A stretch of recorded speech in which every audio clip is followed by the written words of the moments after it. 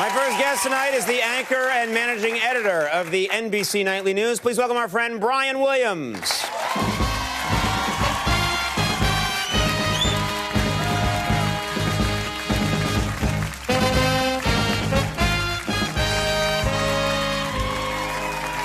You have the best entrance music of anybody, and it's like the Admiral is here when you come out. Killer music. I love it. Great. It's fantastic. I think Brokaw composed it, actually. Yes. But in the hands of Mighty Max.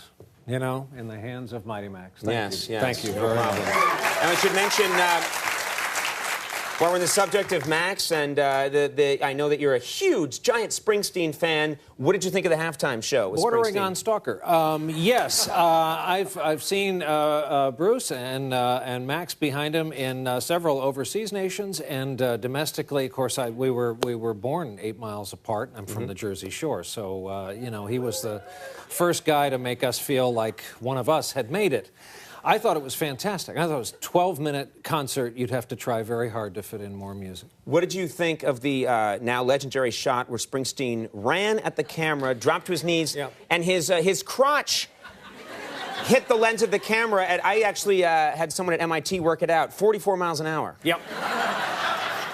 We have toyed with a version of that shot on Nightly News.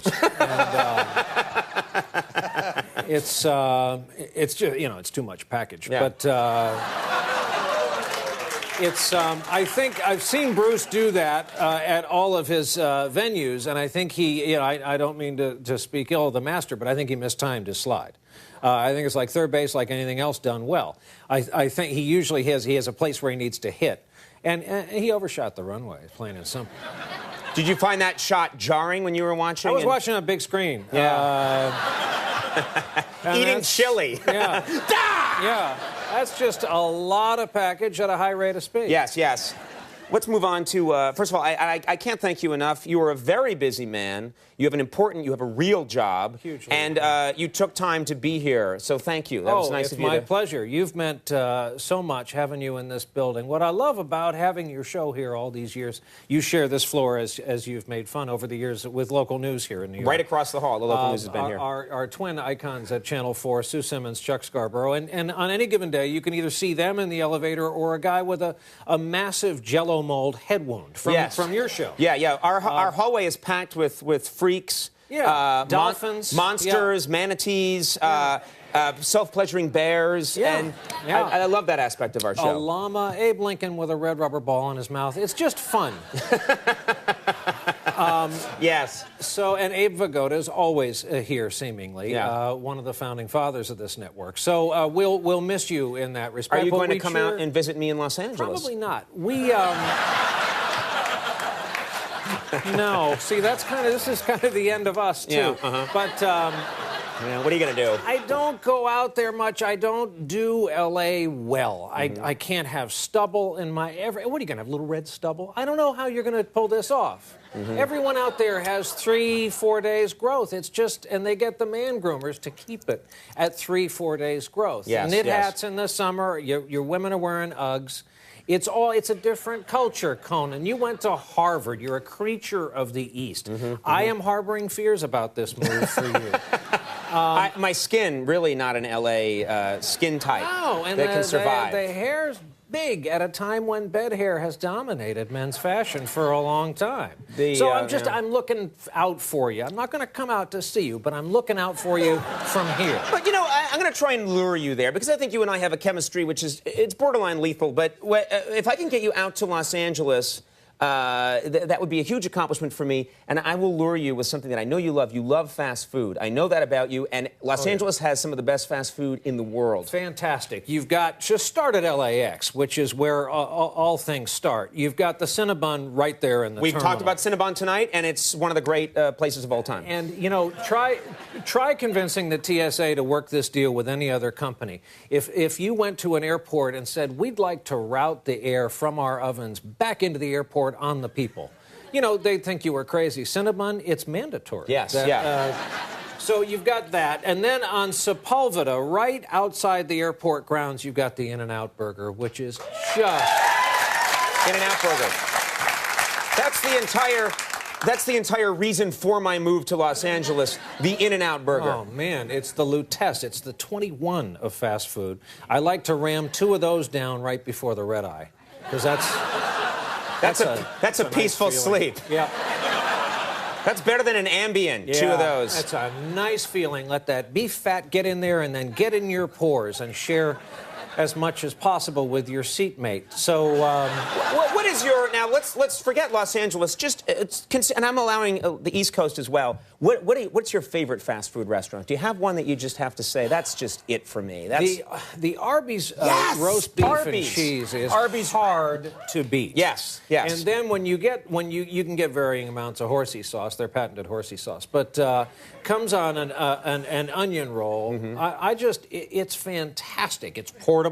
It's inside a kind of foil-lined paper. Portable, unlike most fast food. Well, I know, but...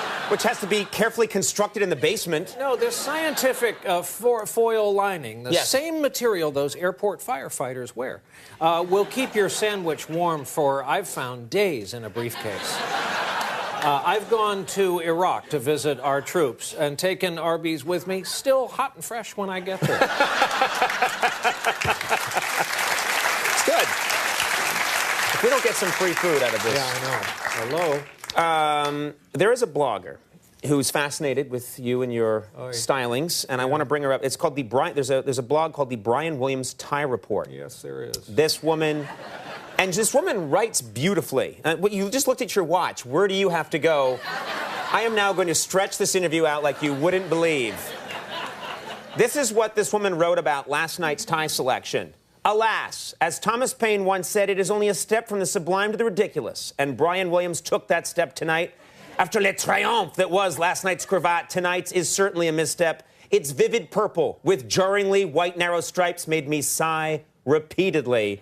Who is this woman?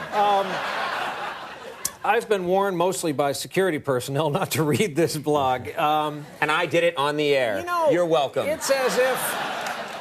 apparently, the Associated Press did a story about her. She's a school teacher of some sort in Ohio with what appears to be a lot of free time. And I just look at it a lot the way our new president does. We have such infrastructure challenges in this country, Conan. We need high-speed trains. We need to get on top of energy. We've got banks collapsing every day. We need to get Americans to work, constructive work, solving the nation's problems. It's not as if the inventors of the Internet said, you know what, it's got everything, except who wants to write about the ties some schmagegi anchor guy is wearing? Schmagegi? Schmagegi. Okay. Okay. I forgot. You were speaking in your native Yiddish tongue. That's right. But enough Mishigas. Let's get on with the interview. Let's talk about something real, as if that were possible on this program. You were going to be here on the show Tuesday night. You had to cancel because, and believe me, we understand, you had an interview with our president, President Obama, in Washington. Right. What's your impression? You've talked to the man. What can you tell us? Well, by the way, that Tuesday was dicey because I had the classic conundrum, Conan, President Obama. How dare you mock me to my face? I think there are more blogs we should read. So, this about your underwear the other night. That's what led me to the Oval Office Tuesday, and what was a snap decision after all. He had the 5 anchors in, the 3 over-the-air networks and CNN and Fox, and it was booked before 2 of his nominees pulled out that day. Tom, it was a very bad day at the office, but you've got these 5 house guests, and you can't cancel the whole round of interviews. So it became like having your picture taken with Santa. Right. It was just like, next. And we were stacked up like planes over LaGuardia. Charlie Gibson went first. I was second. Katie Couric was behind me. I don't think they've had time to move in fully. The Oval Office still has the Bush-era rug designed by Laura Bush in the center of the floor. He didn't remove that rug on the first day? No, and it was actually considered a very classy kind of tip of the hat to the outgoing Bush family, because the rug has become part of Oval Office history. It's been there for years. It was designed by the former First Lady. He's got to get around to it. I mean, you get like Humvees, planes as president, and you get your own rug choice. So at some point, he's allowed to replace it after a nice. You know what fascinates me? I saw him mention at some point, he said this with kind of surprise. You get the feeling that Obama doesn't really know. President Obama hasn't really scoped out all the things that the president has. The other day he said, hey, there's a gym up there I can use. That's right. Which was this neat thing. He just brought his daughters downstairs to the bowling alley. They have a 2-lane bowling alley. They have a family theater, which they've already used. He's got Marine One, the chopper, Air Force One. Only earlier tonight did he use both of those for the first time in his 3rd week in office. And, oh, by the way, Camp David, where you've got your skeet shooting, you've got a driving range, anything you want. Marine and Navy stewards catering to your every whim. They've been a little busy, so they haven't had time to use the... See, that's where he and I differ. Were I president, I would be playing with that stuff for the first 3 weeks. It would be Camp Conan. Yes, I would do nothing. I would just be in the helicopter whizzing around. I'd go to Camp David. I'd have a taco machine brought to me. Nothing would be accomplished. You would buzz all our homes. It would be relentless and awful. Relentless and awful? You mean relentless and terrific? Sometimes, you know, people are in the right roles in life. And the notion of you 3,000 miles to our west makes me very, very happy.